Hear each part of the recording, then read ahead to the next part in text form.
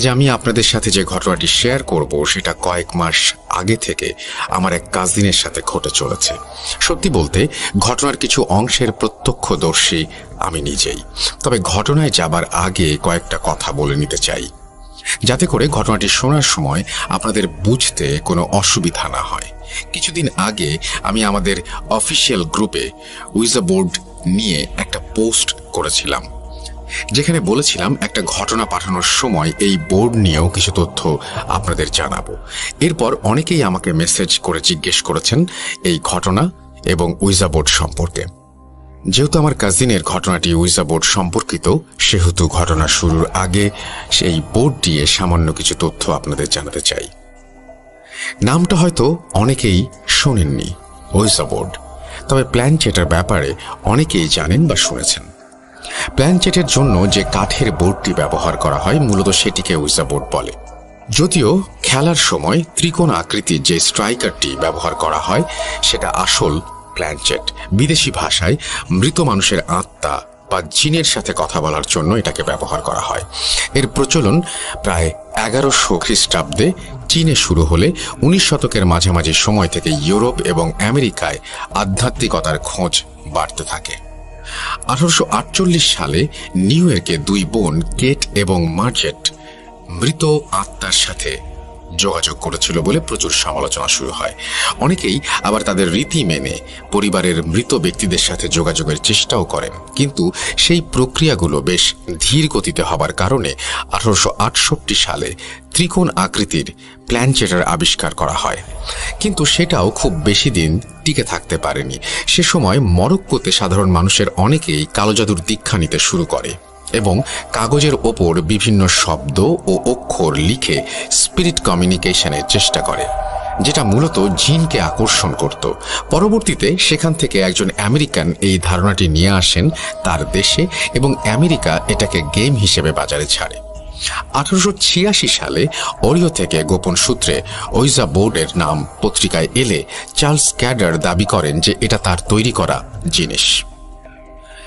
এরপর 1890 সালে 28 মে আধুনিক উইজা বোর্ডের আবিষ্কার করেন বিজনেসম্যান এলিজা বন্ড। প্ল্যানচেটের সময় মৃত আত্মারাই নাকি তাকে বলেছিল এই বোর্ডটার নাম হবে উইজা বোর্ড, কিন্তু এরপর থেকে তাকে জীবনে অনেক ঘাত প্রতিঘাত সহ্য করতে হয়েছে। বিজ্ঞদের মতে জিনদের সাথে সরাসরি কথা বলা এবং তাদেরকে এই ডাইমেনশনে আমন্ত্রণ জানানোর সবচেয়ে সহজ এবং ভয়ঙ্কর মাধ্যম হচ্ছে উইজা বোর্ড। তারা একটা কথা সবসময় বলে থাকেন, when you talk to the other side you never know who will be listening। এবার ঘটনায় আসা যাক।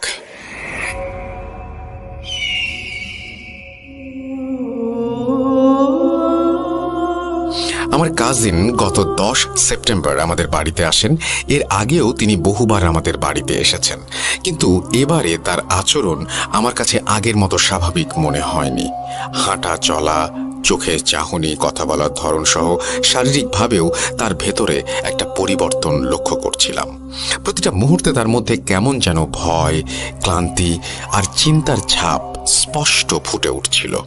প্রথমে ব্যাপারটা আমি স্বাভাবিকভাবেই নিয়েছিলাম, হয়তো এতটা পথ জার্নি করে এসেছে তাই চোখে মুখে ক্লান্তির ছাপ দেখা দিয়েছে। কিন্তু আমার কাজিনের সাথে আমি অনেক ফ্রি। তিনি যখনই আমাদের বাড়িতে আসেন বা আমি যখনই তাদের বাড়িতে যাই তখন একসাথে অনেক এনজয় করি বিধায় সারাদিন তাকে চুপচাপ থাকতে দেখে একটা সময় আমার মনে একটু সন্দেহ জাগে। তাই তার কোনো সমস্যা হয়েছে কিনা বা কোনো সময় হয়েছে কিনা সে ব্যাপারে জিজ্ঞেস করি, কিন্তু কয়েকবার জিজ্ঞেস করার পরেও সে আমাকে কিছু না বলে প্রশ্নটি এড়িয়ে যাবার চেষ্টা করে। আমি প্রথমেই তার কিছু ব্যাপারে কথা বলে রাখি। তিনি জিন, ভূত বা প্যারানর্মাল বিষয়গুলোতে একদমই বিশ্বাস করতেন না।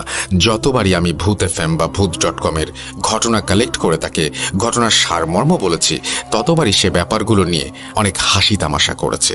সবসময় সে আমাকে বলতো, ধুর, জিন ভূত বলতে এই পৃথিবীতে কিছু নেই, মানুষ মানুষকে ভয় দেখানোর জন্য নিজে থেকে তৈরি করেছে এসব উদ্ভট জিনিসগুলো।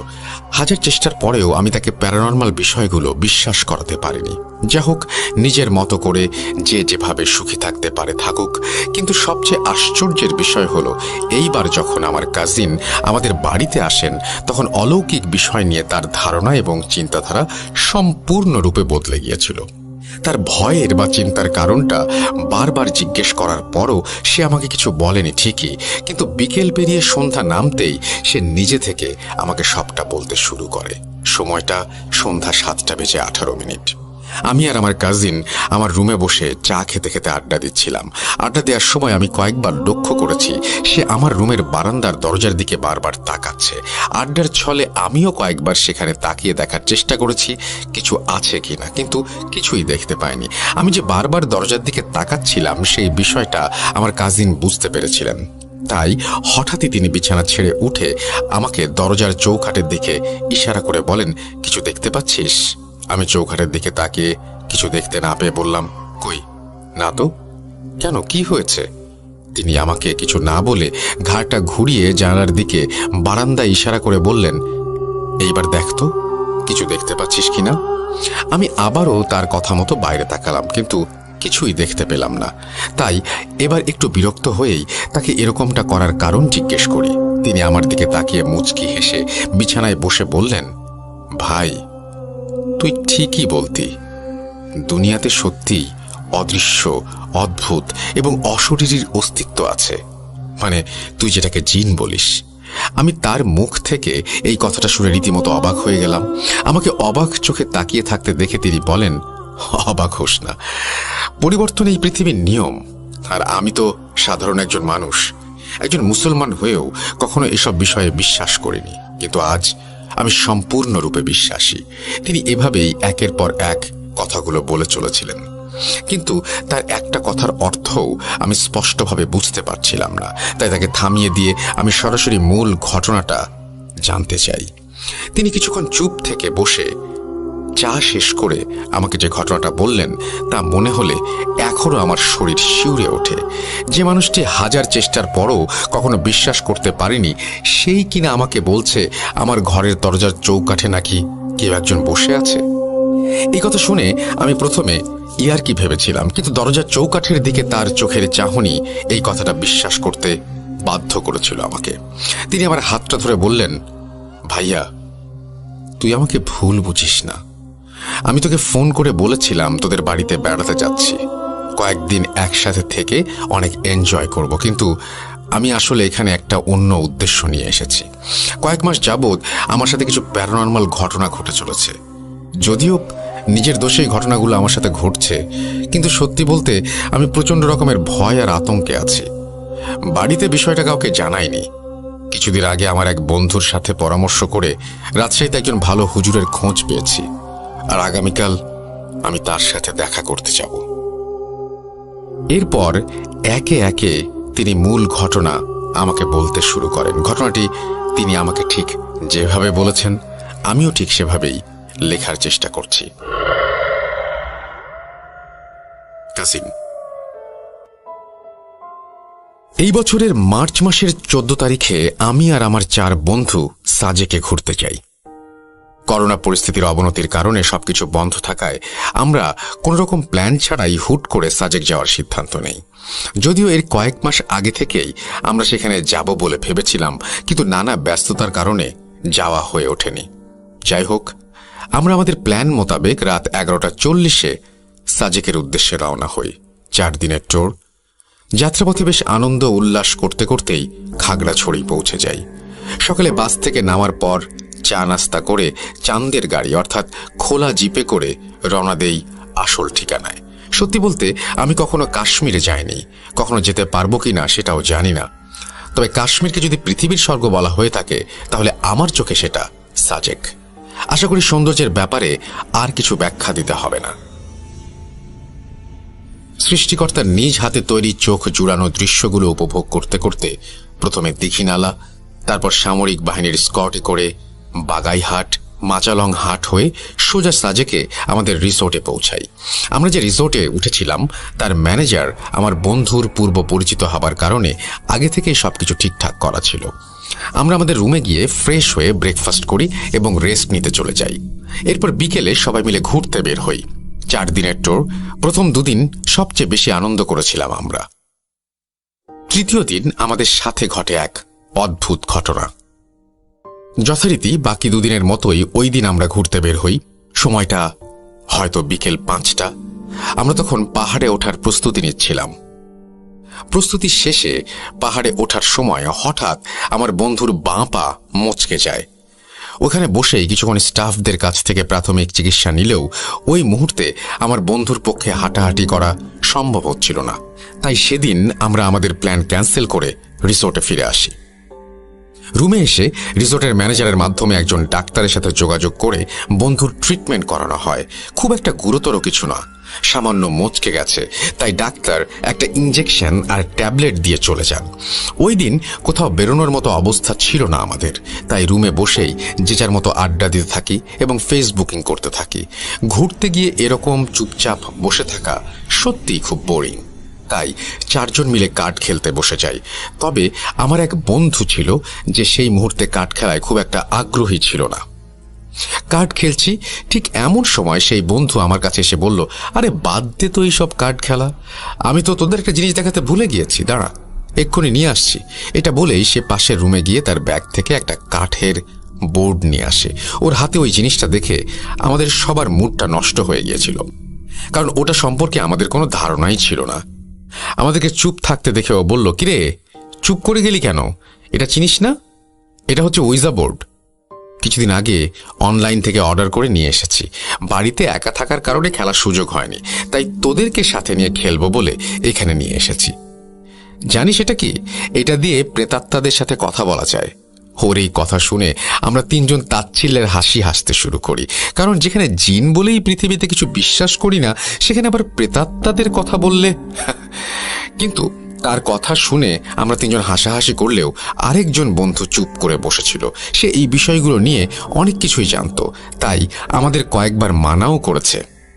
যদিও ওইজা বোর্ড সম্পর্কে কোনো জ্ঞান বা এটা খেলার কোনো ইচ্ছা আমাদের ছিল না, তবুও চুপচাপ বসে থাকার চেয়ে বন্ধুর কথা রেখে একবার চেষ্টা করে দেখতে হতে কি, নতুন একটা অভিজ্ঞতাও হয়ে যাবে। এরপর আমরা 3 জন ছোট একটা টেবিলের ওপর ওইজা বোর্ডটি রেখে খেলার জন্য প্রস্তুতি নেই। বাকি 2 জন আমাদের খেলা দেখতে বিছানায় বসে পড়ে। কিন্তু সবকিছু সাজানোর পর আমার যে বন্ধু ওইজা বোর্ডটি নিয়ে এসেছিল সে হঠাৎ করে বলে ওঠে, আরে মোমবাতির কথা তো ভুলে গিয়েছি, আমি ইউটিউবে দেখেছিলাম এটা খেলার সময় ঘরের লাইট বন্ধ করে মোমবাতি জ্বালাতে হয়। যা হোক, সে নিচে গিয়ে ম্যানেজারের কাছ থেকে একটা মোমবাতির ব্যবস্থা করে নিয়ে আসে। এরপর একে একে ওর কাছে নিয়মগুলো বুঝে নিয়ে আমরা খেলাটা শুরু করি। সময়টা হয়তো তখন সন্ধ্যা 6টা। আমরা 3 জন টেবিলে থাকা বোর্ডের ওপর ত্রিকোণ আকৃতির একটা স্ট্রাইক, যেটাকে প্ল্যানচেট বলা হয়, ওটার ওপর হাত রেখে খুব আলতোভাবে ঘোরাতে থাকি, আর স্ট্রাইকটাও খুব স্মুথলি ঘুরতে থাকে।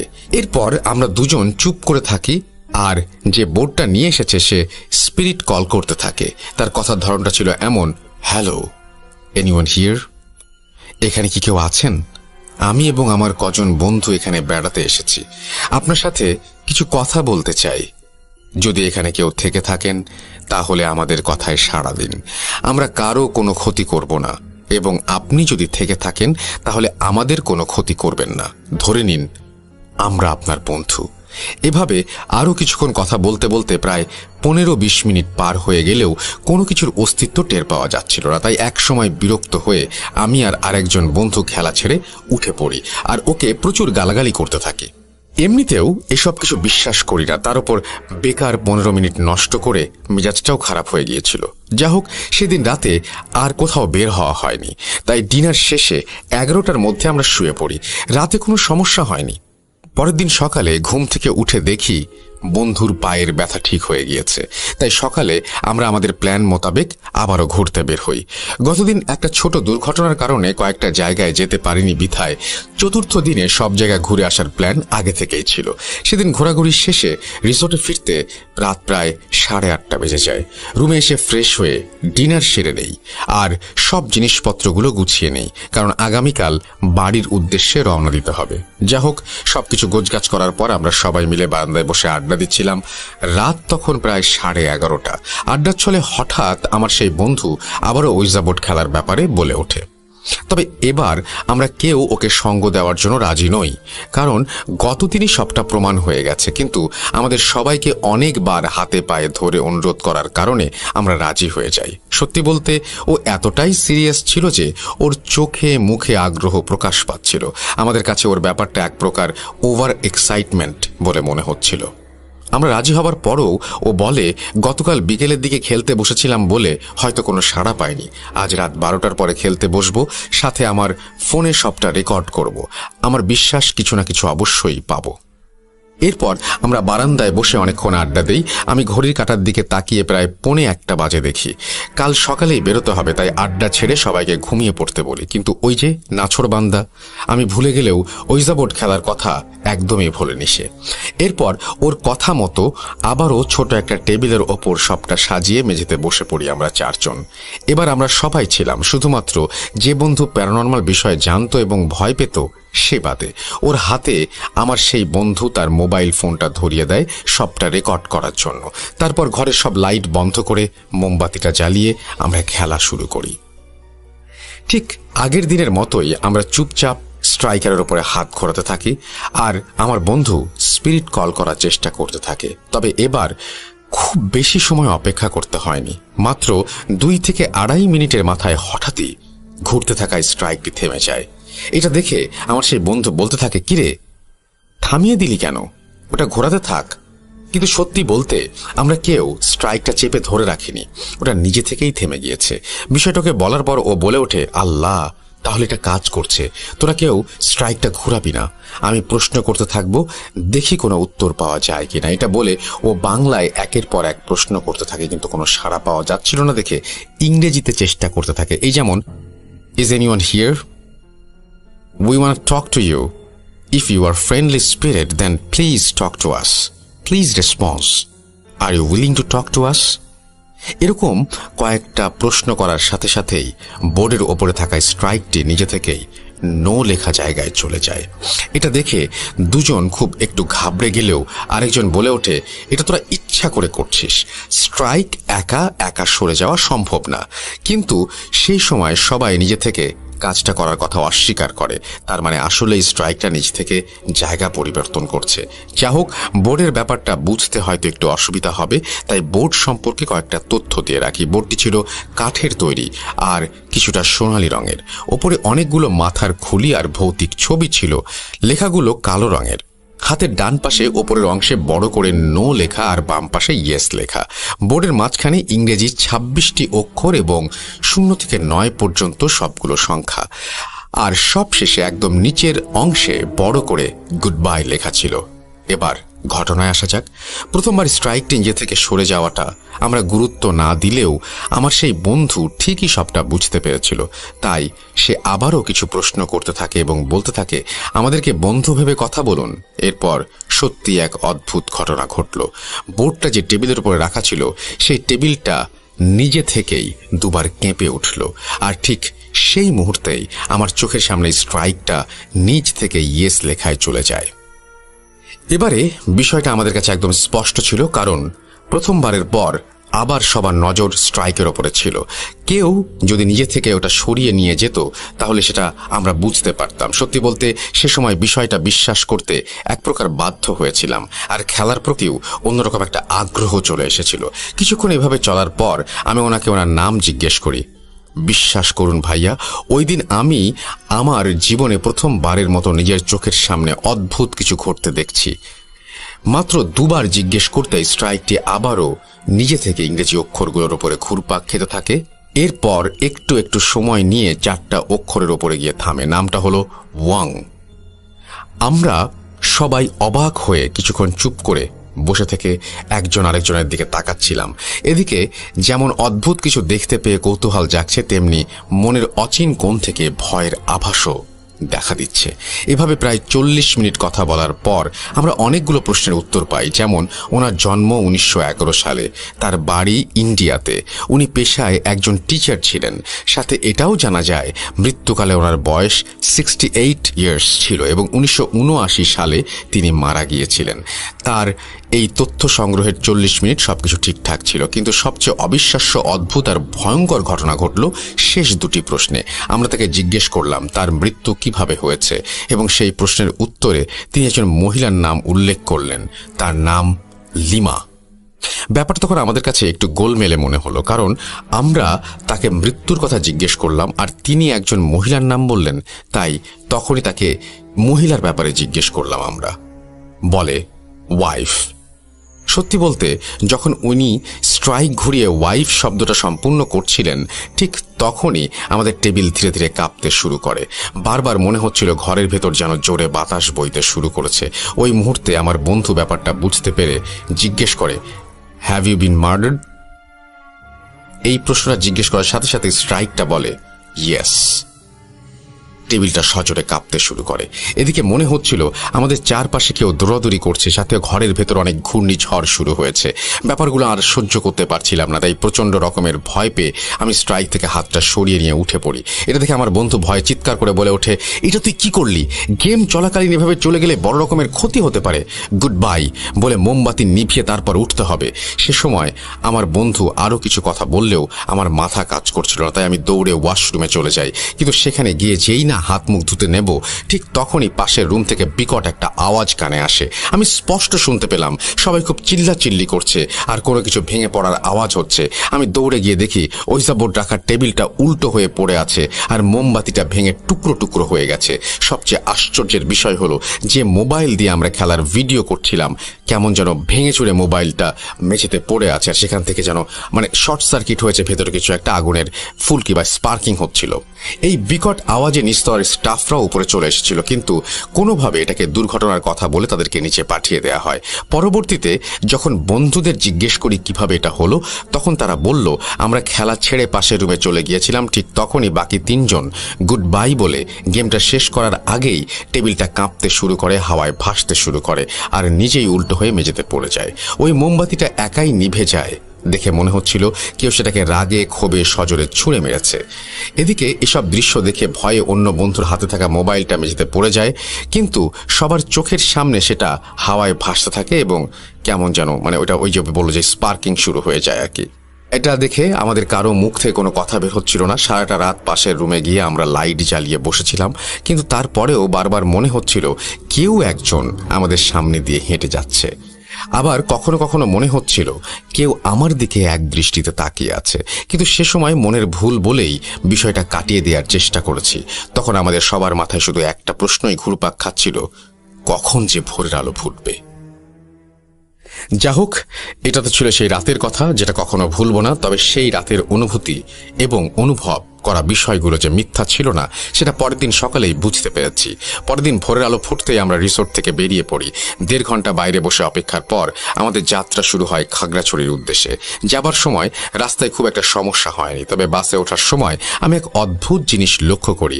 বাসে ওঠার ঠিক আগ মুহূর্তে আমি দেখতে পেলাম একজন বৃদ্ধ লোক মাটিতে বসে মায়াবী চেহারায় অপলক দৃষ্টিতে আমার দিকে তাকিয়ে আছে।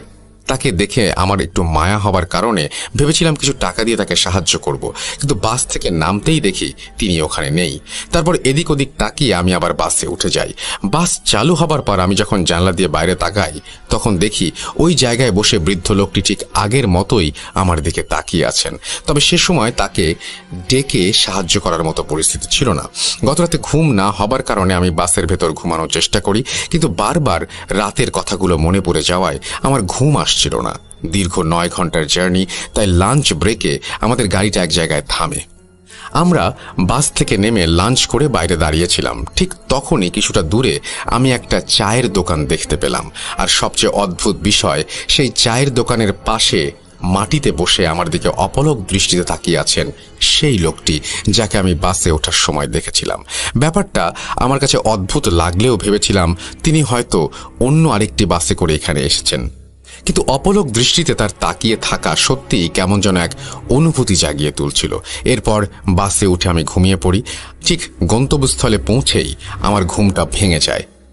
বাস থেকে নামার পর আমাদের 4-5 বন্ধুর দুজনের বাড়ি রাস্তা একদিকে আর বাকি 3 জনের বাড়ির রাস্তা অন্যদিকে। বাড়ি ফেরার আগে তাদেরকে শেষ বিদায় জানানোর সময় যখন জড়িয়ে ধরেছিলাম, তখন পেছনে তাকিয়ে দেখি কিছুটা দূরে সেই লোকটি আবারও আমার দিকে অপলক দৃষ্টিতে তাকিয়ে আছেন। এবার আমার বুকটা কেঁপে ওঠে। আমি বন্ধুদের ওই জায়গায় ইশারা করে জিজ্ঞেস করি, ওই লোকটা কি আমাদের ফলো করছে? বাসে ওঠার সময় থেকেই ওনাকে দেখছি, আর উনি ঠিক ওভাবেই আমার দিকে তাকিয়ে আছেন। আমার কথা শুনে আমার বন্ধুরা একটু অবাক হয়ে আমাকে জিজ্ঞেস করে, কোন লোকটা? ওখানে তো কোনো লোক নাই। স্ট্রেসের জন্য তুই চোখে ভুল দেখছিস হয়তো, যদিও মাথার ঠিক নেই। কাল রাতে যা হলো, যা বাড়ি গিয়ে রেস্ট নে। এটা বলে তারা 3 জন চলে যায়। এবার আমি আছি, আমরা 2 বন্ধু। আমার বন্ধুর বাড়ি খুব কাছেই, তাই একা ফিরতে হবে আমার কেমন যেন লাগছিল। রাস্তায় যদিও সেই লোকটিকে আর দেখিনি, কিন্তু বন্ধুকে বাড়িতে পৌঁছে দিয়ে আমি যখন রিক্সা থেকে আমার বাড়ির সামনে নামি, ঠিক তখনই দেখলাম কিছু দূরে সেই লোকটা বসে আছে, ঠিক আগের মতোই আমার দিকে তাকিয়ে। এবার ব্যাপারটা বুঝতে আমার কোনো সমস্যা হলো না। আমার সাথে প্যারানর্মাল কিছু ঘটতে চলেছে বা ঘটতে শুরু হয়েছে সেটা আমি বুঝে গিয়েছিলাম, কারণ বাস স্ট্যান্ড থেকে আমার বাড়ির রাস্তা একটাই, তাও সরু গলি, তাই কোনোভাবেই আমার আগে ওনার এই জায়গায় পৌঁছানোর কথা নয়। আমি আর এদিক ওদিক না তাকিয়ে সোজা বাড়িতে ঢুকে পড়ি। সাজেক থেকে ফেরার 2-3 দিন আমি বাড়ি থেকে আর বের হইনি, আর ওই লোকটাকেও কোথাও দেখিনি। তবে মনের ভেতর সেই ভয়ের ক্ষতটা তখনও নাড়া দিচ্ছিল। রাতে ঘুমোতে গেলে সাজেকের সেই শেষ রাতটার কথা মনে পড়ে যায়। যাই হোক, এর কয়েকদিন পর একদিন সকালে আম্মু বাজারে গিয়ে কিছু জিনিস আনতে বলল। আমিও রেডি হয়ে বেরিয়ে পড়ি। এই কদিন আমি সেই লোকটার ব্যাপারে ভুলেই গিয়েছিলাম, কিন্তু বাড়ি থেকে বেরিয়ে কয়েক কদম এগোতেই দেখি রাস্তার একপাশে মাটিতে বসে ওই লোকটা ঠিক আগের মতোই আমার দিকে তাকিয়ে আছে। অত সকালেও আমি ভয়ে শিউরে উঠেছিলাম, আর হালকা শীতেও গায়ের ঘাম ছুটে গিয়েছিল। কি করব বুঝতে না পেরে আমি মোবাইলটা হাতে নিয়ে বন্ধুকে কল করতে করতে জায়গাটা থেকে বেরিয়ে আসি, কিন্তু লোকটা আমার পিছু ছাড়েনি। আমি বাজার যাবার সময়ও কয়েকটা জায়গায় লোকটাকে দেখেছি, এমনকি বাজার করার সময়ও দেখেছি উনি 10-15 হাত দূরে বসে আমার দিকে তাকিয়ে আছেন। এভাবে ভয়ে আমি কয়েকদিন বাইরে বেরোতে পারিনি, কিন্তু যখনই কোনো কাজে বাইরে যেতে হতো আমি ওই লোকটাকে দেখতে পেতাম। আমার সাথে 4-5 জন মানুষও থাকতো, তাও আমি তাকে দেখতে পেতাম। কয়েকবার দিনের বেলা ঘুরতে বেরিয়ে গল্পের ছলে আমি বন্ধুদের দেখানোর চেষ্টা করেছি, কিন্তু তারা কিছুই দেখেনি। এটা সত্যিই অবিশ্বাস্য। তবে কদিন একটা বিষয় লক্ষ্য করেছি, আমি যদি আমার বাড়িতে থাকি তাহলে লোকটাকে দেখতে পাই না, কিন্তু বাড়ি থেকে বেরিয়ে যখনই যাই তখনই লোকটা আমার পিছু নেয় এবং আমি তাকে দেখতে পাই। শুধু আমিই দেখতে পাই। আমার ভয়ের ব্যাপারটা অতিরিক্ত পরিমাণে বেড়ে যাবার কারণে আমি সাজেকে যে বন্ধুদের সাথে গিয়েছিলাম তাদেরকে ফোন করে সবটা জানাই। ব্যাপারটা সবাই বিশ্বাস করলেও প্রথম 2 জনের কাছ থেকে খুব একটা ইনফরমেশন পাইনি। 3য় জন বলেছিল পাহাড়ে উঠতে গিয়ে পা মুচকে গিয়েছিল ঠিকই, কিন্তু সেটা পরের দিন ঠিক হয়ে গিয়েছিল। আমরা তো একসাথে কত ঘোরাঘুরি করলাম, পাহাড়ে উঠলাম, তখন কোনো সমস্যা হয়নি, কিন্তু সাজেক থেকে ফেরার পর আমার পায়ের ব্যথাটা আবার নতুনভাবে শুরু হয়েছে। 2 জন ডাক্তার দেখিয়েছি, কিন্তু তারা কিছুই ধরতে পারছে না। পরশুদিন বাবা আমাকে মসজিদের ইমাম সাহেবের কাছে নিয়ে গেছিলেন। আমাকে দেখে এবং সবটা শুনে উনিও কোনো তথ্য দিতে পারেননি, তবে এখনো প্রচণ্ড ব্যথা আছে আমার পায়ে। এবার মাত্র একজনই বাকি ছিল, শেষ ভরসা বলা যেতে পারে, যে বন্ধু উইজা বোর্ডটি নিয়ে এসেছিল। আমি ওকে ফোন করে সবটা বলার পর ও ভয়ে কাঁদতে শুরু করে দিয়েছিল, আর ওর কান্না শুনে আমি এক প্রকার বোকা বনে গিয়েছিলাম, কারণ আমাদের মধ্যে সবচেয়ে ধূর্ত আর সাহসী ছিল ও। হঠাৎ করে আমার কথা শুনে এভাবে কেঁদে ওঠায় আমি হতভম্ব হয়ে গিয়েছিলাম। কিন্তু এরপর ও যেটা বলল সেটা যে কারো মেনে নিতে কষ্ট হবে। ও বলল, আমরা যেদিন প্রথমবার ওইজা বোর্ড অর্থাৎ ওইজা বোর্ড নিয়ে খেলছিলাম সেদিন কোনো উত্তর বা সাড়া পাইনি, কোনো অস্বাভাবিক ঘটনাও আমাদের সাথে ঘটেনি, কিন্তু ওই দিন রাতের পর আমি একটা স্বপ্ন দেখি। আমি দেখলাম কোনো এক পাহাড়ি এলাকায় আমি দাঁড়িয়ে আছি, হঠাৎই পেছন থেকে পুরুষ কণ্ঠে একজন আমাকে নাম ধরে ডাকলো। পেছনে তাকিয়ে দেখি লম্বা একজন বৃদ্ধ লোক, পরনে ধুতি পাঞ্জাবি আর শরীরে নীল রঙের একটা চাদর চড়ানো। ওনার চেহারাটা বেশ মায়াবী, ফ্রেঞ্চ কাট দাড়ি, চুলগুলো ছোট ছোট, তবে নখগুলো বেশ বড় এবং অদ্ভুত। আমি পেছনে তাকিয়ে ওনার ডাকের সাড়া দিতেই উনি বলে উঠলেন, don't call me again, you understand? I warn you, never play Ouija board এগেইন, I warn you, never play Ouija board. বন্ধুর দেয়া বর্ণনা এবং কথা শুনে আমার বুঝতে বাকি রইল না যে ওটা সেই লোকটাই যাকে আমি রাস্তায় বেরোলে দেখতে পাই। আমি ভয়ে কাঁপতে কাঁপতে ফোনটা রেখে আরও কয়েকজন বন্ধুকে ফোন করি কোনো ভালো হুজুরের খোঁজ পাবার জন্য। ব্যাপারটা আমি বাড়িতে জানাতে চাচ্ছিলাম না, কারণ বাড়িতে জানালে আব্বু আম্মু আর কোথাও যেতে দেবে না। তাই কয়েকদিনের চেষ্টায় এক বন্ধুর কাছ থেকে রাজশাহীতে একজন ভালো হুজুরের খোঁজ পাই। ওনার সাথে যোগাযোগ করে আমি তোদের এখানে এসেছি। যদিও তোকে সত্যিটা বলিনি, কিন্তু এখন তুই সবটা জেনে গেলি। তবে তোকে একটা মজার বিষয় বলি, বাড়ি থেকে এখানে আসা পর্যন্ত প্রতিটা মুহূর্তে আমি লোকটাকে দেখতে পাচ্ছিলাম, আর তিনি এখন তোর পেছনে দরজার চৌকাঠে বসে আছেন। ঘটনা শোনার সময় ঠিক এক দৃষ্টিতে আমার দিকে তাকিয়েছিলেন এবং এখনো আমার দিকেই তাকিয়ে আছেন।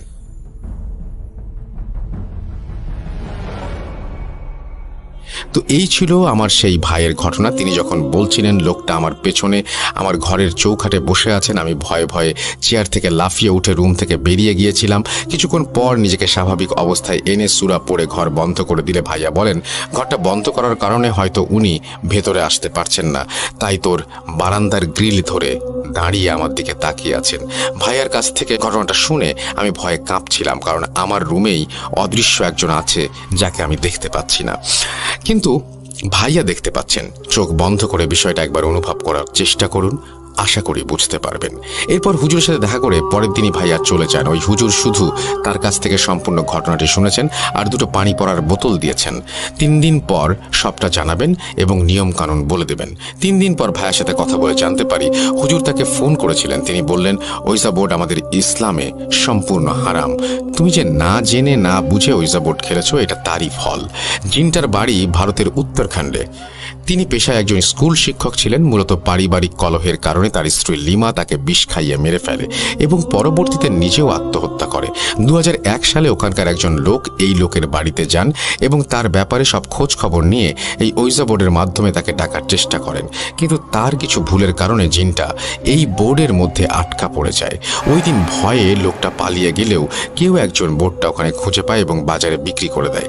এইভাবেই অনেক হাত বদল হতে হতে তোমার বন্ধু অনলাইন থেকে একটা কিনে নেয় আর তোমাদের নিয়ে খেলতে বসে। যদিও লোকটা স্বপ্নে গিয়ে তোমার বন্ধুকে সতর্ক করেছিলেন, কিন্তু সে পাত্তা দেয়নি। পরের দিন খেলার সময় সত্যি বলতে তোমরা কেউ নিয়ম মানোনি। তিনি মূলত তার স্ত্রীর কথা শুনে ক্ষিপ্ত হয়ে উঠেছিলেন, তাই তোমাদের অদ্ভুত বিষয়গুলো তোমাদের সাথে ঘটেছে। রাগের কারণে ফোনটাও নষ্ট করে ফেলেছেন, আর তোমাদের ভুল ছিল খেলার মাঝখান থেকে ওভাবে উঠে চলে আসা। তোমার বদলে সবার প্রথমে অন্য কেউ যদি খেলা ছেড়ে উঠে পড়তো, তাহলে হয়তো জিনটা তার পিছু নিত। মূলত নিয়ম না জানার কারণেই তোমার পিছু নেওয়ার সুযোগ পেয়েছে। তবে সে এই মুহূর্তে হয়তো আর কোনো ক্ষতি করছে না, কিন্তু সঠিক সময়ে সুরক্ষার ব্যবস্থা না নিলে একদিন না একদিন সুযোগ বুঝে ঠিকই তোমার বড় ধরনের ক্ষতি করবে। তোমাকে যে দুটো পানি পড়ার বোতল দিয়েছিলাম, তার মধ্যে একটা তোমার বন্ধুকে দিও। আগামী 21 দিন ফজরের নামাজের পর ওটা 1 চামচ করে খেলে ও সম্পূর্ণ সুস্থ হয়ে যাবে। আমি তোমাকে কিছু নিয়ম বলে দিচ্ছি, সেগুলো মেনে চলবে। 21 দিনের ভেতর সমস্যাগুলো মিটে যাবে ইনশাআল্লাহ। এটাই ছিল হুজুরের কথা এবং আমার ভাইয়ার ঘটনা। ভাই এখন অনেকটা সুস্থ আছেন এবং এখন বাইরে বেরোলে সবসময় লোকটাকে দেখতে পান না। সত্যি বলতে এই ঘটনার অনুভূতিগুলো বলে বোঝানো সম্ভব নয়। আশা করি ঘটনাটি আপনাদের ভালো লেগেছে। তবে আপনাদের জন্য একটা সারপ্রাইজ আছে। ভাইয়া ওই লোকটার চেহারার বর্ণনা দিতে গিয়ে খাতায় কয়েকটা জিনিস এঁকে দিয়েছিলেন। সেটা দেখেই আমি লোকটার একটা স্কেচ তৈরি করি। ভাইয়াকে ছবিটা দেখানোর পর তিনি অবাক হয়ে বলেছেন, লোকটার সাথে ছবির প্রায় 75% মিলে যায়। আমি রাসেল ভাইকে ছবিটা পাঠিয়েছি। যদি কেউ দেখতে চান তাহলে আমাদের পেজে ইনবক্স করুন বা কমেন্টের মাধ্যমে জানাতে পারেন। আজ এ পর্যন্তই। সবার প্রতি অনেক অনেক শুভকামনা। সবাই ভালো থাকবেন, সুস্থ থাকবেন এবং মোস্ট ইম্পর্টেন্টলি ভূত.com-এর সাথে থাকবেন। আসসালামু আলাইকুম। আমি সরাসরি ঘটনায় চলে যাচ্ছি। ঘটনাটি যার সাথে ঘটে তার নাম মহসিন আলী। যে সময় এই ঘটনাটি ঘটে তিনি থাকতেন সিংড়া থানার হুলহুলিয়া গ্রামে। সালটি 1987। ঘটনাটি আমার মা, মামা এবং স্বয়ং মহসিন ভাইয়ের কাছ থেকে শোনা। মহসিন আলী সম্পর্কে আমার নানার দূর সম্পর্কের আত্মীয়, অর্থাৎ আমার নানার দূর আত্মীয় নাতি।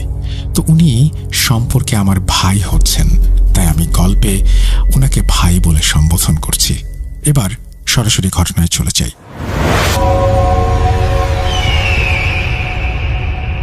চলনবিল এলাকার লোক হওয়ায় মহসিন ভাইয়ের ছিল প্রচুর মাছ ধরার নেশা।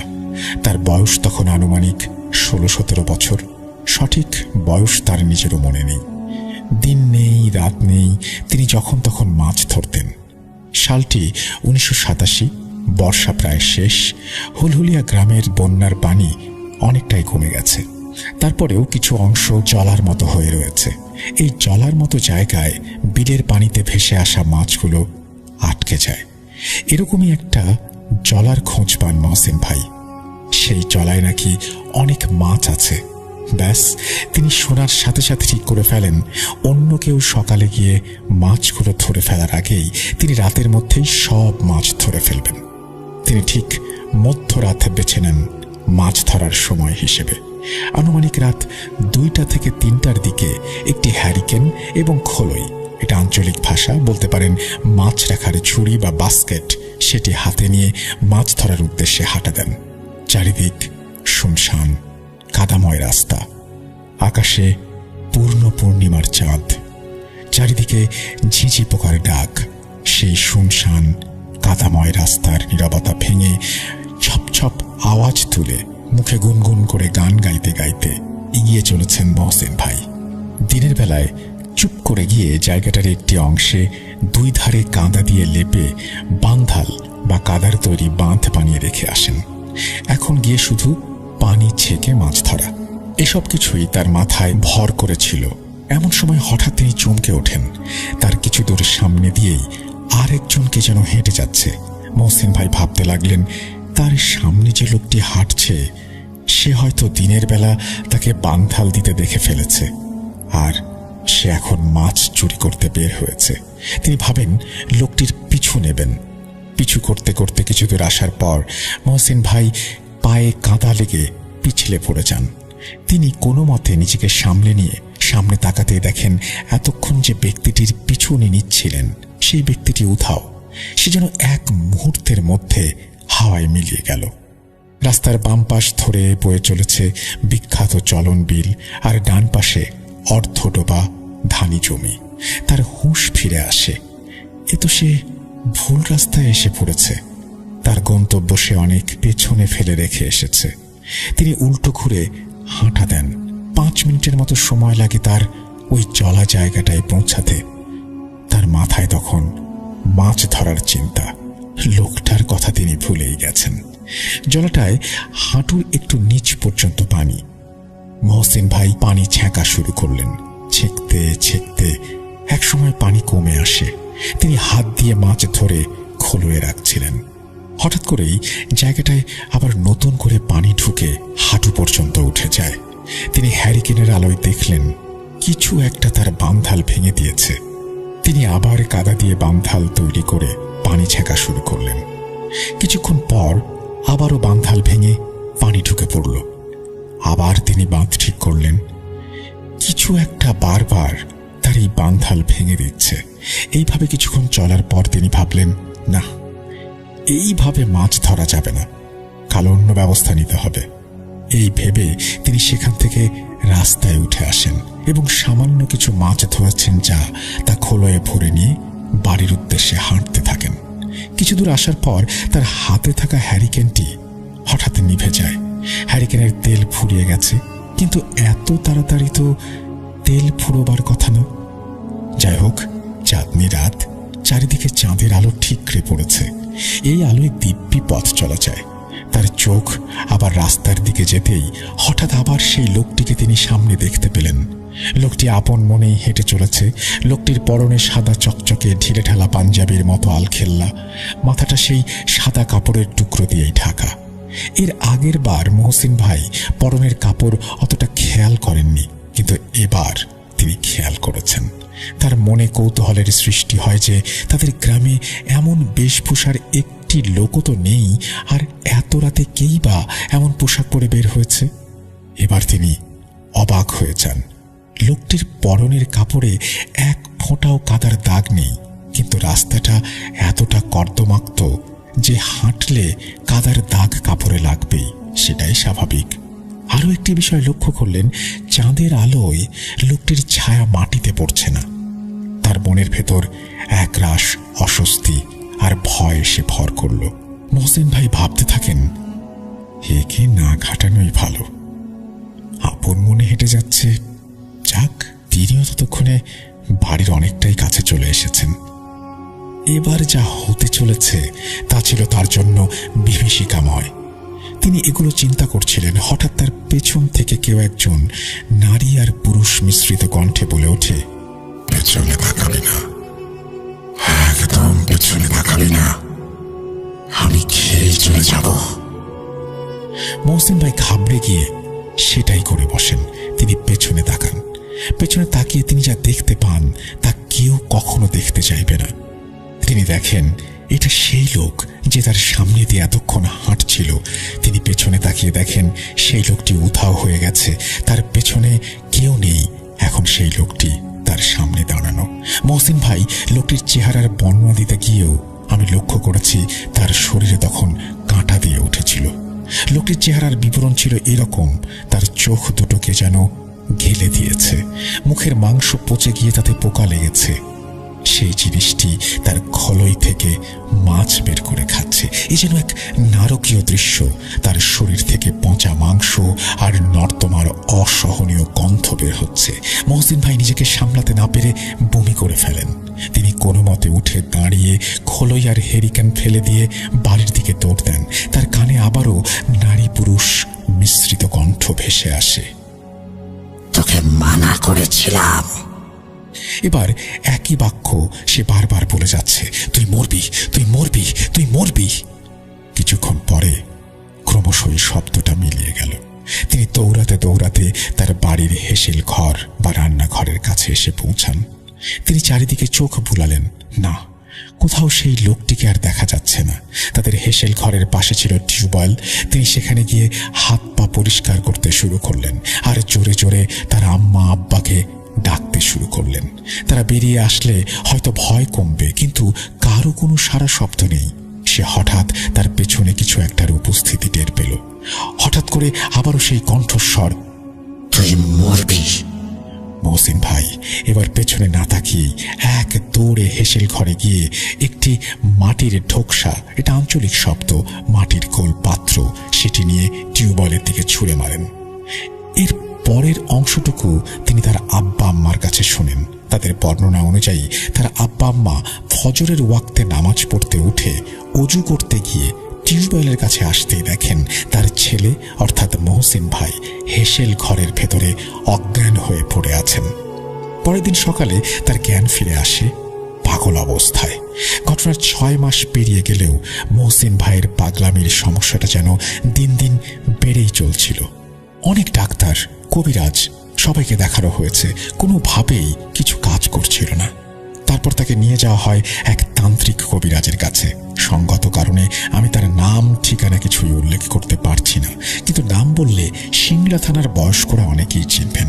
তো সেই কবিরাজ মহসিন ভাইকে প্রথমে দেখেই বলেন, তোদের ছেলে অনেক বড় ভুল করেছে, ওর পেছনে ঘুরে তাকানোটা ঠিক হয়নি। মহসিন ভাইয়ের আব্বা আম্মা এসবের কিছুই বুঝতে পারেন না। কবিরাজ বলেন, 11 দিন পরে আবারও পূর্ণিমার রাত, সেই রাতে তোর ছেলেকে নিয়ে আমার আসনে বসবো। ততদিনে এই তাবিজ ওকে বেঁধে রাখতে বলবি, আর ও যেন এই তাবিজ এই কয়েকটা দিন এক মুহূর্তের জন্য না খোলে, আর আমি গিয়ে তোদের বাড়ি বন্ধ করে দিয়ে আসবো। 11 দিন পর আসছে পূর্ণিমার রাত। এরই মাঝে বেশ কিছু ঘটনা ঘটে গিয়েছে। অন্য কোনো দিন সেগুলো আলাদাভাবে পাঠাবো ইনশাল্লাহ। সন্ধ্যা পেরিয়ে রাত হয়েছে। কবিরাজ একটি অন্ধকার ঘরে বসে চক্র এঁকে মাঝখানে একটি মোম জ্বালিয়ে চক্রের ভেতরে বসেন। অর্থাৎ তিনি চক্রের ভেতরে বসেন আর মহসিন ভাইকে বাইরে বসান। শুরু হয় কবিরাজের মন্ত্র পড়া। হঠাৎই বাইরে প্রচণ্ড ঝড় ওঠে। মনে হয় মাটির ঘরটি ধুলোয় লুটিয়ে পড়বে। আবার মুহূর্তের মধ্যে বাইরে সবকিছু নিস্তব্ধ। মহসিন ভাইয়ের আব্বা আম্মা বাইরে দাঁড়িয়ে তার জানালার একটা ছিদ্র দিয়ে সবটা দেখছিলেন। তারা দেখেন মহসিন ভাইয়ের মুখ দিয়ে লালা ঝরছে, আর সেই চক্রের ভেতরে ঢোকার আপ্রাণ চেষ্টা করছেন তিনি। এবার কবিরাজ তার ঝোলা থেকে একটি কাঁচি, বাঁশের পুরনো শান্তি অর্থাৎ চিকন লাঠি আর একটি ছোট শিশিতে রাখা এক প্রকার কালো তেল জাতীয় পদার্থ বের করেন। কবিরাজ সেই তেল জাতীয় পদার্থ শান্তিতে মাখাতে মাখাতে বলেন, বল তুই কেন এর পিছু নিয়েছিস? এবার জিনটা নীরবতা ভেঙে রাগান্বিত স্বরে বলে, তুই মরবি। এবং সে বারবার একই কথা বলতে থাকে। কবিরাজ এবার মহসিন ভাইকে শান্তি দিয়ে সজোরে আঘাত করেন। জিনটি চিৎকার করে বলে, লাভ হবে না, কোনো লাভ হবে না, আমি ওকে না মেরে যাব না। এবার কবিরাজ মন্ত্র পড়া শুরু করেন। মনে হচ্ছে ঘরের ভেতরে ঝড় উঠেছে। এক মুহূর্তের জন্য মনে হলো ঘরটি উড়ে যাবে। কবিরাজ আবারও আঘাত করেন এবং বলেন, ছেড়ে দে, এই শরীর ছেড়ে দে, কেন এসেছিস? জিনটি বলে, একদিন দিনের বেলা ও আমার যাতায়াতের পথে বাধা সৃষ্টি করে, এই জন্যই আমি ওকে মারবো, মেরেই ফেলবো। তুইও বাঁচবি না, তোকেও মরতে হবে। কবিরাজ ধমকের সুরে বলেন, চুপ, ও একটা মানুষ, ও বোঝে নাই তোর চলার পথ ওটা। ওকে তুই এই মুহূর্তে ছেড়ে চলে যাবি, না হলে তোকে বোতলবন্দি করব। জিন কোনোভাবেই রাজি হচ্ছিল না। মহসিন ভাইয়ের শরীর ছেড়ে যেতে সে মোটেও রাজি নয়। কথা কাটাকাটির এক মাঝে কবিরাজ তার ঝোলা থেকে একটি স্বচ্ছ কাঁচের ফাঁকা বোতল বের করেন। এবার জিন চিৎকার দিয়ে বলে, তোর কর্মের কসম, আমাকে বোতলবন্দি করিস না।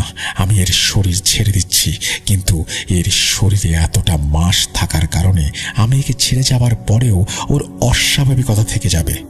এই বলেই জিনটি চলে গেল। মহসিন ভাই মাটিতে লুটিয়ে পড়ল।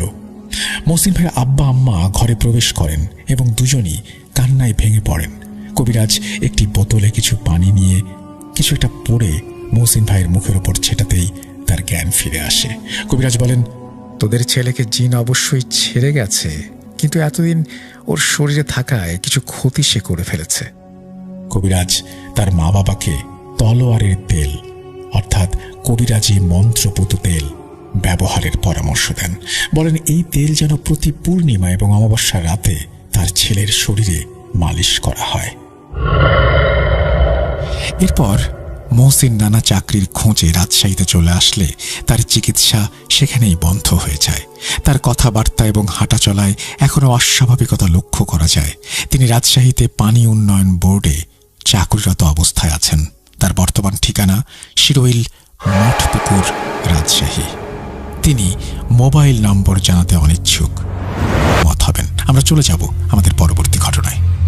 এখন আপনাদের প্রশ্ন করি, আপনারা কে কে ভূত বা জিন দেখতে চান? অনেকেই বলবেন আমি দেখতে চাই, অনেকে বলবেন আমি দেখতে চাই না। তো যাই হোক, এই ঘটনাটা অনেকটা এরকম একটা বিষয় নিয়েই। চলুন কথা না বাড়িয়ে আমরা ঘটনায় যাই। যেভাবে লেখা আছে আমি সেভাবেই শুরু করতে চাই। আসসালামু আলাইকুম রাসেল ভাই, আশা করি ভালো আছেন। আর ভালো না থাকলেও আল্লাহ যেন আপনাকে সবসময় ভালো রাখে সেই দোয়া করি। আমি ভূত FM এর একজন ছোটখাটো শ্রোতা ছিলাম, কিন্তু বর্তমানে আমি ভূত.com-এর একজন নিয়মিত শ্রোতা। আজকে আমি আপনাকে যে ঘটনাটি শোনাবো সেটা আমি আমার কাজিনের কাছ থেকে শুনেছি এবং তার সাথেই ঘটে যাওয়া ঘটনা। তো দেরি না করে চলুন শুরু করা যাক। ঘটনাটি ঘটে চাঁদপুর জেলার ফরিদগঞ্জ উপজেলার মদনের গাঁও নামক একটি গ্রামে। ঘটনাটি ঘটেছিল 2019 সালে। ঢাকা থেকে আমার কাজিন এবং কাজিনের একজন ফ্রেন্ড আমার বাড়িতে বেড়াতে আসে। আমরা একসাথে আড্ডা দিতাম রাতের বেলা। একদিন হঠাৎ করে জিন আর ভূতের প্রসঙ্গ ওঠে। একটা কথা বলে রাখি, আমার কাজিনের যে ফ্রেন্ড ছিল সে body building a gold medallist. তখন সে বলে, আরে ভাই, এসব ভূত টুত বলতে কিছু নেই। আমার মধ্যেও ভূত দেখার খুব আকাঙ্ক্ষা জেগে ওঠে, কারণ আমি অনেকদিন ধরেই এই বিষয় নিয়ে পরীক্ষা করেছি, অনেক রকমভাবে জানার চেষ্টা করেছি। আমিও আমার সেই কাজিনের ফ্রেন্ডের সাথে সম্মতি দেই। তো আমরা সবাই মিলে একদিন চিন্তা করি একটা ভুতুরে জায়গায় বেড়াতে যাব। এসব চিন্তা করতে করতেই আমার কাজিনদের একটা জায়গার পরামর্শ দেই। জায়গাটা ছিল আমার বাড়ির পাশেই একটা শ্মশান। সে শ্মশানের সাথেই ছিল বিশাল একটি বাঁশবাগান। বলে রাখা ভালো, শ্মশানের চারপাশে শুধু ক্ষেত আর ক্ষেত। শ্মশানের সামনেই পুকুর ছিল, পুকুরটি আমাদের নিজস্ব। এই ব্যাপারে আমরা আমাদের অন্য কাজিনদেরকেও জানাই। এতে সবাই সম্মতি দেয়, সবাই যাবে। তো আমরা সবাই সিদ্ধান্ত নেই পরের দিন মাগরিবের আজানের সময় আমরা ওখানে যাব। যেই কথা সেই কাজ, আমরা 7 জন ওই জায়গায় যাই। কিন্তু কেন যেন আমাদের মধ্যে আমি এবং আমার কাজিনের বন্ধু ছাড়া সবাই ভয় পেয়ে যায়। তখন আমরা শ্মশানে ঢুকিনি। শ্মশানে সেই জায়গাটা ছিল অন্ধকারের চাদরে মোড়া। অবশ্য এত অন্ধকার দেখেই হয়তো অনেকে ভয় পেয়ে গেছে। আমরা অনেকবার রিকোয়েস্ট করি তাদের, কিন্তু কেউই যেতে রাজি হয় না। এদিকে মাঝপথে এসে ফিরে যাওয়ার জন্য মোটেও রাজি হয়নি আমার কাজিনের সেই ফ্রেন্ড। তার এই ভয় না পাওয়া দেখে আমার মধ্যে সাহস জন্মায়। আমরা আমাদের বাকি কাজিনদের বলি না চলে গিয়ে তারা যেন আমাদের জন্য রাস্তায় অপেক্ষা করে। তখন তারা আমাদের জন্য রাস্তার অন্য একটা দিকে দাঁড়িয়ে থাকে। আমি এবং আমার কাজিনের ফ্রেন্ড আমরা ভেতরে যাই। যাওয়ার রাস্তা দিয়ে আমরা যখন নামি তখন মনে হয় যে অন্ধকার আরো বেড়ে যাচ্ছে। তবুও আমি আমার সেই কাজিনের ফ্রেন্ড তার সাহস দেখে ভেতরে যেতে থাকি। ভেতরে যেতে যেতে আমরা যখন একদম শ্মশানে প্রবেশ করেছি, রাস্তার পাশে চলে এসেছি, তখন চমকে দাঁড়িয়ে যাই। শ্মশানে ঠিক যে জায়গাটায় মানুষ পোড়ানো হয় সেই জায়গায় একটি লাল পাতিলের মতো ওপরে লাল কাপড় দেয়া। আমিও ঠিক তখন বুঝতে পারিনি জিনিসটা কি। আমরা দুজন ভেতরে যাই এবং দেখতে পাই যে কিছু ছাই পোড়া এবং তার ঠিক পাশেই একটি ডাব রাখা এবং কিছু খাবারের মতো, এবং তার পাশেই সেই পাতিল লাল কাপড় দেয়া ওপরে। এটা দেখার পর আমি এবং সে কিছুটা ভয় পাই, কারণ আমরা দুজনেই জানতাম যে যারা ব্ল্যাক ম্যাজিক করে তারা শ্মশানে এসে এসব কাজ করে। তো আমরা দুজনেই সেই জায়গায় ভয় পেয়ে কোনো কিছু না দেখে, কোনো কিছু না ধরে শ্মশানের প্রবেশ মুখে এসে দাঁড়াই।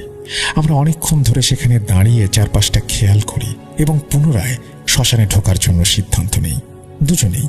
তো যখন আমরা শ্মশানে প্রবেশ করার জন্য দুজনেই আবার এগোবো, তখন আমার মনে হলো আমার কাছ থেকে 3-4 হাত দূরে থাকা একটা নারকেল গাছের ডাল জোরে জোরে নড়া শুরু করেছে। তখনও আমার মধ্যে ওই ভয় ভীতি ঢোকেনি। তো আমার সেই কাজিনের ফ্রেন্ড আমাকে এভাবে দাঁড়িয়ে থাকতে দেখে আমার কাছে আসে এবং এর মধ্যে সে নাকি আমাকে 2-3 বার ডাকও দিয়েছে। আমি শুনতে পাইনি বলে সে আমাকে এসে হাত ধরে জিজ্ঞাসা করে দাঁড়িয়ে থাকার কারণ। তখন আমি তাকে বলি যে আমাদের পাশের নারকেল গাছের মাত্র একটি ডাল কিভাবে যেন নড়ছে। তখন সেও সেই নারকেল গাছের দিকে তাকায়, কিন্তু তখন ডাল নড়া বন্ধ হয়ে গেছে, পাতাগুলো হালকা হালকা নড়ছিল। তখন আমরা দুজনেই আবার সেই বাঁশ বাগান থেকে খেয়াল করি যে বাঁশ গাছের পাতাগুলো নড়ছে কিনা, কিন্তু দেখলাম যে বাঁশ গাছের পাতাগুলো নড়ছে না।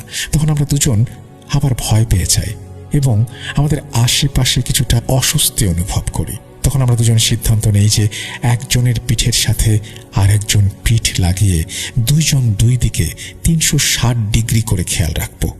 তখন আমরা দুজন দুজনের সাথে পিঠ লাগিয়ে রাস্তার দিক এবং শ্মশানের দিকে খেয়াল রাখি এবং আমার কাজিনদের সেই বন্ধু নারকেল গাছ, বাঁশ গাছ এবং সামনে থাকা অন্যান্য জায়গাগুলো খেয়াল করছিল। আমরা দুজনই চুপচাপ থাকি অনেকক্ষণ ধরে।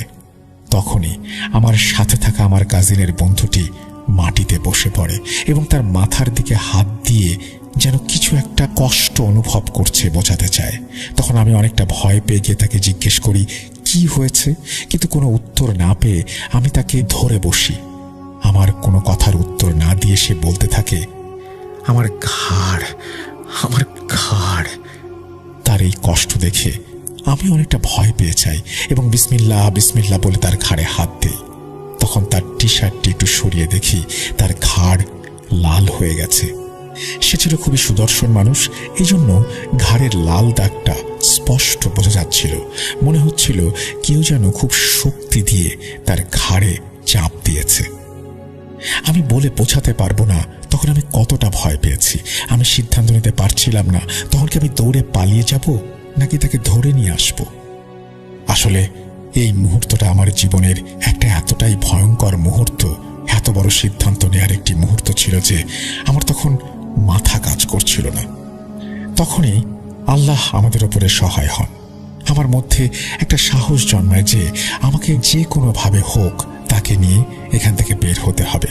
আল্লাহর অশেষ রহমতে আমি তাকে দাঁড় করাতে সক্ষম হই এবং তাকে বলি যে মনের মধ্যে সাহস রাখার জন্য এবং আল্লাহর কথা স্মরণ করার জন্য।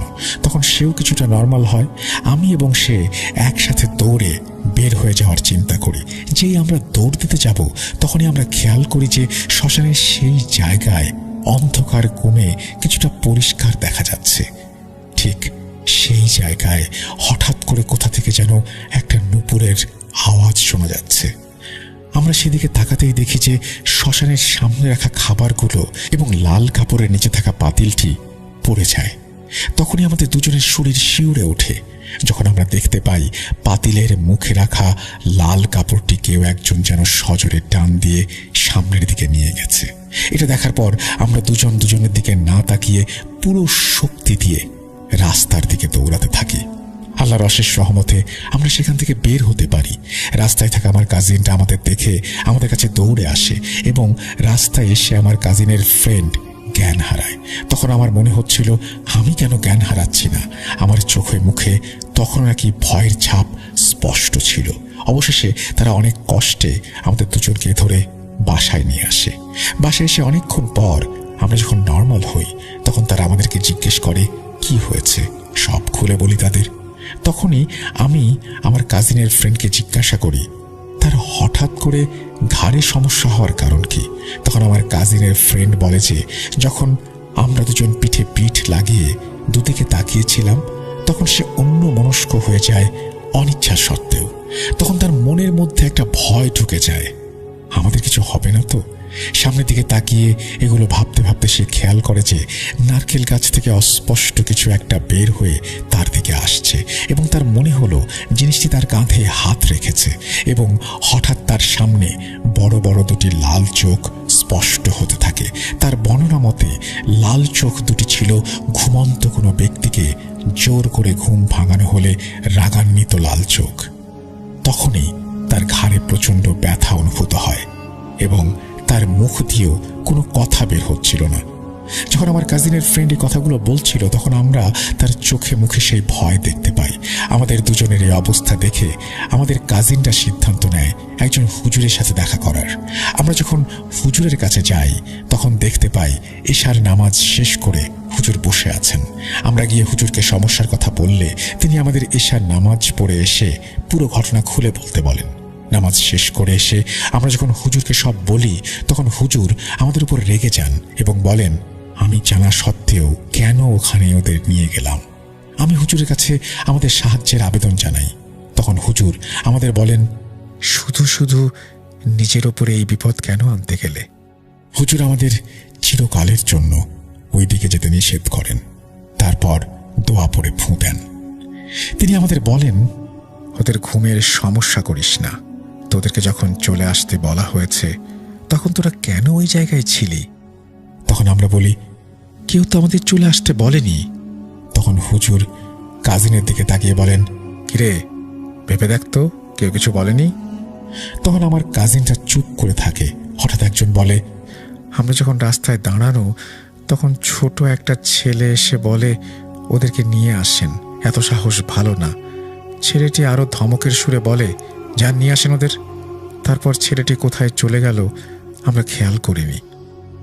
আমি চুপ করে বসে থাকি এবং সবার দিকে তাকিয়ে থাকি, ভাবতে থাকি এখানে যাওয়ার ঘটনা তো আমরা ছাড়া কেউ জানতো না। তখন আমরা হুজুরের দিকে একটু অন্যরকম ভাবে তাকাই। হুজুর বলেন আমার একটা ছাত্র আছে যে আমাকে এসব কাজে সাহায্য করে।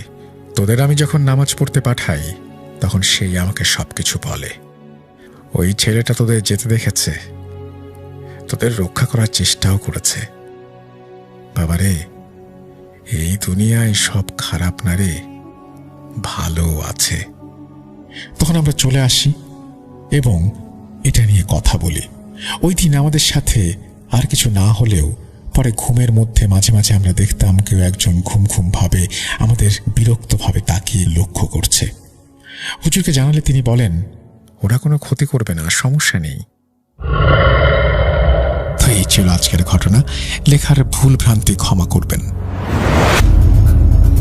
এই বলে তিনি তার ঘটনা শেষ করেছেন। Thank you so much. আপনার ঘটনার জন্য আপনাকে অসংখ্য ধন্যবাদ। আশা করছি যে ঘটনাটি আমি পড়ে শোনালাম তা যারা শুনলেন তাদেরও ভালো লেগেছে। আমরা চলে যাব আমাদের